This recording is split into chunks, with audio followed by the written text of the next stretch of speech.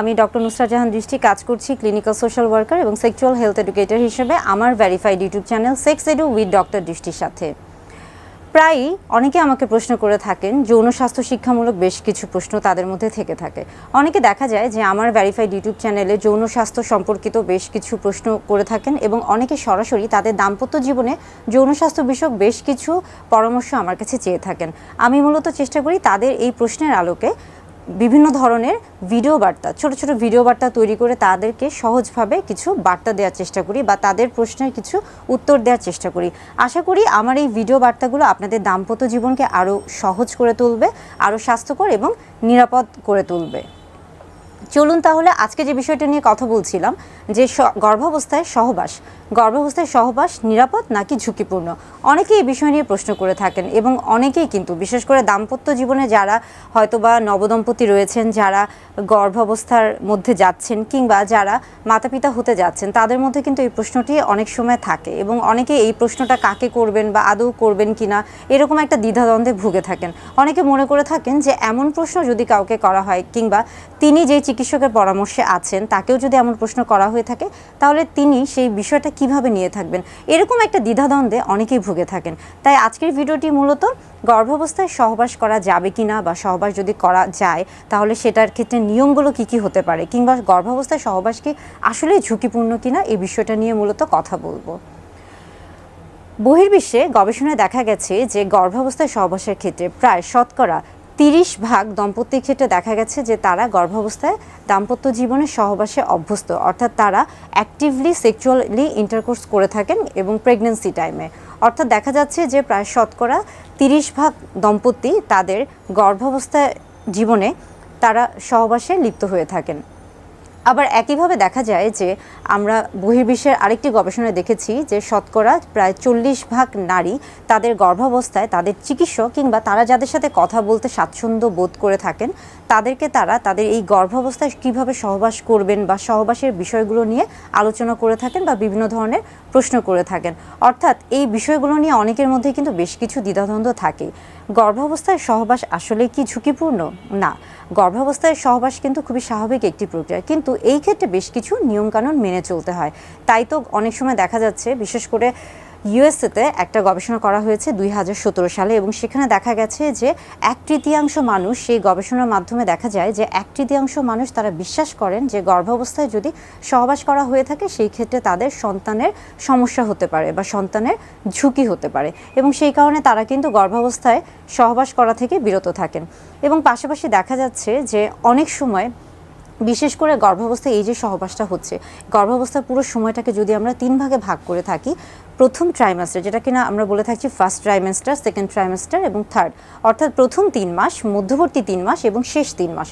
প্রথম 3 মাসের ক্ষেত্রে যদি খেয়াল করা হয়ে থাকে সেই ক্ষেত্রে সহবাসের সংখ্যাটা একটা গড়ে একটা পরীক্ষায় দেখা গেছে যে সেটা অনেক সময় অনেকের ক্ষেত্রে বা অনেক দম্পতির ক্ষেত্রে সেটা হয়তোবা গড়ে 20 বার পর্যন্ত হয়ে থাকে এবং মধ্যবর্তী পর্যায়ে বা মধ্যবর্তী যে 3 মাস রয়েছে সেখানে সেটা অর্ধেক হয়ে যায়, অর্থাৎ সেটা 20 থেকে 10-এ চলে আসে এবং শেষ যে ট্রাইমেস্টার রয়েছে বা শেষ যে 3 মাস রয়েছে সেখানে দেখা যায় যে আরও অর্ধেক হয়ে যায়, অর্থাৎ সেই সংখ্যাটা গড়ে 5 বারের মতো হয়ে যায় বা 5 বারের চেয়ে কম হয়ে যায়। অর্থাৎ প্রাথমিক পর্যায়ে যখন তিনি হয়তোবা বুঝতে পারেন না যে তিনি আসলে গর্ভধারণ করেছেন কিনা এবং সেই সময় দেখা যাচ্ছে যে সহবাসের সংখ্যাটা বেশি থাকে এবং আস্তে আস্তে যখন মধ্যবর্তী একটা অবস্থানে চলে আসেন তখন যেহেতু শারীরিক বিভিন্ন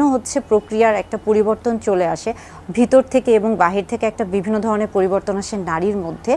সেই কারণে দেখা যায় যে মধ্যবর্তী যে 3 মাস রয়েছে সেখানে আস্তে আস্তে সহবাসের সংখ্যাটা কমতে থাকে, অর্থাৎ আস্তে আস্তে একটা অনীহা তৈরি হতে থাকে এবং শরীরে যেহেতু একটা হরমোনের তারতম্য দেখা যায়। এবং পাশাপাশি দেখা যাচ্ছে যে শেষ যে 3 মাস রয়েছে এই 3 মাসে সবচেয়ে কম, এটার কারণ হচ্ছে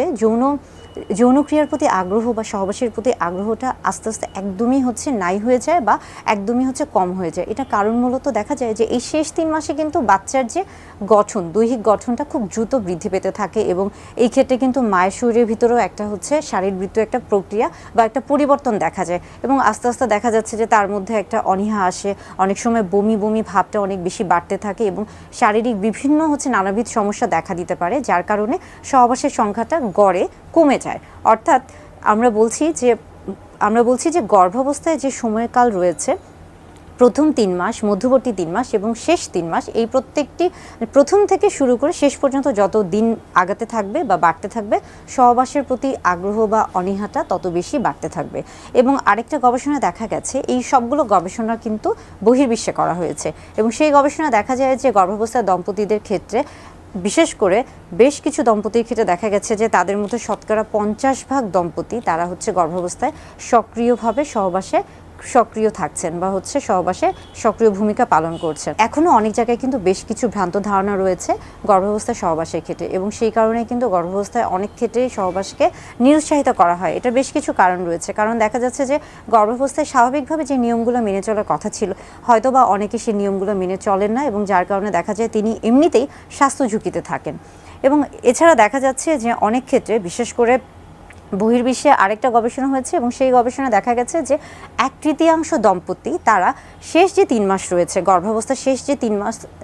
3 মাস রয়েছে কিংবা থার্ড ট্রাইমেস্টার, সেই ক্ষেত্রে দেখা যায় যে তারা মূলত ওই সময়টাতে তাদের সহবাস থেকে, তারা দাম্পত্য জীবনের সহবাস থেকে বিরত থাকেন, যেটাকে আমরা বলে থাকছি যে দাম্পত্য জীবনের সহবাস থেকে তারা একদমই বিরত থাকছেন, যেন সন্তানের কোনো ক্ষতি না হয়ে থাকে বা ঝুঁকি না হয়ে থাকে। এটাও কিন্তু একটা গুরুত্বপূর্ণ বিষয়। তবে কেন আসলে হচ্ছে গর্ভাবস্থায় এই যে সহবাসকে নিরুৎসাহিত করা হচ্ছে, বা কেন হচ্ছে ভ্রান্ত ধারণা রয়েছে, কি কি কারণে, সেই বিষয়গুলোও কিন্তু জানা উচিত। আমরা বলে থাকি যে একজন গর্ভস্থ শিশু যখন গর্ভে থাকে, তখন শিশুটি, আমরা যদি বেলুনের সাথে তুলনা করে থাকি, যে অ্যামনিওটিক ফ্লুইডের ভিতরে শিশুটি থাকে, অর্থাৎ এটা কিন্তু একটা বেলুনের মতো, এবং শিশুটা কিন্তু সেই বেলুনের ভিতরে থাকে, এবং এই বেলুনের যে পর্দাটা রয়েছে সেটা কিন্তু শিশুকে বাহিরের যে আবরণ রয়েছে বা বাহিরের পরিবেশ থেকে সুরক্ষিত রাখে। অ্যামনিওটিক যে মেমব্রেন বা ফ্লুইড রয়েছে, বা অ্যামনিওটিক মেমব্রেন বা পর্দা যেটা রয়েছে, সেটা কিন্তু বাচ্চাকে বাহিরের পরিবেশ থেকে সুরক্ষিত রাখে, এবং এটা কিন্তু খুব সহজে, শুধুমাত্র সহবাসের কারণে এই পর্দাটা কিন্তু ফেটে যাওয়া বা ছিঁড়ে যাওয়া বা নষ্ট হয়ে যাওয়া সম্ভব না। আবার পাশাপাশি দেখা যায় যে গর্ভস্থ শিশুর ক্ষেত্রে অনেক সময়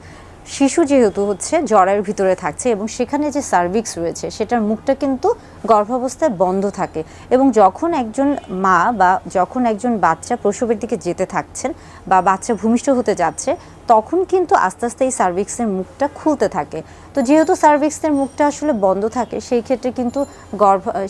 কিন্তু গর্ভাবস্থা যখন সহবাস করা হয়ে থাকে, তখন কিন্তু আসলে সার্ভিক্স পর্যন্ত সচরাচর পুরুষ লিঙ্গ যাওয়াটা সম্ভব হয়ে থাকে না, অর্থাৎ সেই পর্যন্ত পৌঁছায় না, যার কারণে কিন্তু বাচ্চা সুরক্ষিত থাকে।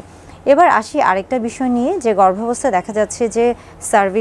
গর্ভাবস্থায় দেখা যায় যে জরায়ুর যে সংকোচন এবং প্রসারণ রয়েছে, সেটা মূলত হরমোন অক্সিটোসিনের কারণে হয়ে থাকে। এখন যদি আমরা বলে থাকছি যে বিভিন্ন কারণে অক্সিটোসিন হরমোনটা শরীরে তৈরি হয়ে থাকে, এই সময় যদি আমরা নিপলে স্টিমুলেশন বা উত্তেজনা দিয়ে থাকি, সেই ক্ষেত্রেও কিন্তু অক্সিটোসিন তৈরি হয়ে থাকে, এবং এটা কিন্তু প্রসবটাকে অনেক বেশি ত্বরান্বিত করে থাকে। অর্থাৎ গর্ভাবস্থায় কিন্তু বিভিন্ন কারণেই আপনার হরমোনের তারতম্য হয়ে থাকে, এবং বাচ্চার হচ্ছে প্রসবটা যেভাবে হয়ে থাকার হরমোনের কারণে সেভাবে তো হচ্ছেই, কিন্তু এটার সাথে কিন্তু সহবাসের খুব একটা গুরুত্বপূর্ণ সম্পর্ক নেই। কিন্তু তারপরে অনেকেই বলে থাকেন যে গর্ভাবস্থায় সহবাস করলে হয়তো বা এটা ক্ষতির কারণ হতে পারে। এটা কিন্তু ভ্রান্ত ধারণা। আপনি যদি সঠিক নিয়ম মেনে সহবাসে লিপ্ত হয়ে থাকেন গর্ভাবস্থার ক্ষেত্রে, সেই ক্ষেত্রে কিন্তু মা, শিশু এবং বাচ্চা এবং দাম্পত্য জীবন সব কিছু কিন্তু সঠিকভাবে থাকে। তবে একটা বিষয় খেয়াল রাখা উচিত, যে গর্ভাবস্থায় যদি মেলামেশা করতেই হয় বা সহবাসে লিপ্ত হতেই হয়, সেই ক্ষেত্রে সবচেয়ে গুরুত্বপূর্ণ যে বিষয়টি হচ্ছে, সেটি হচ্ছে যে অবশ্যই প্রোটেকশন নেওয়া বা সুরক্ষিত রাখা। সেই ক্ষেত্রে কন্ডম খুব গুরুত্বপূর্ণ ভূমিকা পালন করে থাকে, কেননা গর্ভাবস্থায় দেখা যায় যে গর্ভস্থ শিশু এবং মা ইতিমধ্যেই একটা ঝুঁকির মধ্যে থাকে। সেই ক্ষেত্রে যদি আপনি কন্ডম ব্যবহার না করে গর্ভাবস্থায় যদি আপনি সহবাসে লিপ্ত হন, অনেক ক্ষেত্রে কিন্তু সেক্সুয়ালি ট্রান্সমিটেড যে ইনফেকশনগুলো রয়েছে, অর্থাৎ যৌনবাহিত যে জীবাণুগুলো রয়েছে, সেগুলো দ্বারা কিন্তু মা এবং বাচ্চা দুজনেই কিন্তু খুব সহজেই সংক্রমিত হতে পারে, এবং তারা হচ্ছে যৌনবাহিত যে রোগগুলো আছে সেগুলোতে ভুগতে পারে। যার কারণে বলা হয়ে থাকে যে গর্ভাবস্থায় যদি সহবাসে লিপ্ত হতেই হয়, সেই ক্ষেত্রে অবশ্যই উচিত কন্ডম ব্যবহার করা। এবং আরেকটা ভ্রান্ত ধারণা রয়েছে, অনেকে মনে করে থাকেন যে মিসক্যারেজ, যদি গর্ভাবস্থায় কেউ সহবাসে লিপ্ত হন, সেই ক্ষেত্রে মিসক্যারেজ বা বাচ্চা নষ্ট হয়ে যাওয়ার একটা সম্ভাবনা থাকে। এটাও একটা ভুল ধারণা। আসলে মিসক্যারেজ বা বাচ্চা নষ্ট হওয়া, এটা নির্ভর করছে বাচ্চার শারীরবৃত্তীয় যে প্রক্রিয়া রয়েছে বা মায়ের যে শারীরবৃত্তীয় প্রক্রিয়া রয়েছে, বাচ্চার যে গঠন রয়েছে, আস্তে আস্তে বাচ্চা যে মায়ের গর্ভে যে আস্তে আস্তে যে বড় হচ্ছে, সেই বিষয়টার উপরে আসলে নির্ভর করছে। এটার সাথে কিন্তু সহবাসের খুব একটা সম্পর্ক নেই। অর্থাৎ গর্ভাবস্থায় সহবাস খুবই স্বাভাবিক একটি প্রক্রিয়া, প্রক্রিয়া এবং এটাতে স্বাস্থ্য ঝুঁকি নেই। তবে আমরা নিরুৎসাহিত এই কারণে করে থাকি যে অনেক সময় দেখা যাচ্ছে যে মা এবং গর্ভস্থ শিশু হয়তোবা দেখা যায় যে তারা বিভিন্ন ধরনের সমস্যায় ইতিমধ্যেই ভুগে থাকেন এবং যার কারণে তাদেরকে অতিরিক্ত সতর্কতার কারণে তাদেরকে নিরুৎসাহিত করা হয় গর্ভাবস্থায় সহবাসে।